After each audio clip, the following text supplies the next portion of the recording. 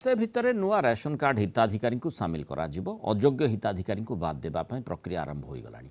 विधानसभा रे एही सूचना दैछंती खाद्य जोगाण मंत्री कृष्ण चंद्र पात्र।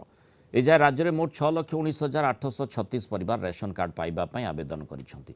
जयपुर निर्वाचन मंडल वर्तमान सुधा 1017 परिवार राशन कार्ड पई आवेदन करिसंती। मासे भितर नुआ राशन कार्ड हिताधिकारी को सामिल करा जिवो 6 लाख रु अधिक आशायी आवेदन करिसंती। अयोग्य हिताधिकारी को बाद देबा पई प्रक्रिया चलीछि। केवाईसी अपडेट करा जाउछि बोली विधानसभा रे जोगाण मंत्री उत्तर रखिछंती।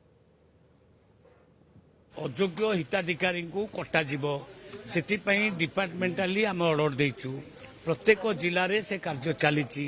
जेतेबेले पूरा लिस्ट आसी जीवो आमे योग्य हिताधिकारी को दबु जो माने अप्लाई करथिबे। अबिका 6 लाख रु ऊर्ध्व लोक अप्लाई करचंती। आहुरी भी अप्लाई करिवे। जेते अप्लाई करिवे भी योग्य हिताधिकारी मानक आम दबु। केवाई सिस्टम गोटे अच्छी आधार को जोड़िला परे जना पड़ी जीवो किए मरची किए हजिची कौन है कौन ना बुझे कि नहीं। तापर भी आम ऑफिसर माने माने डोर टू डोर जाइए इनक्वारी कर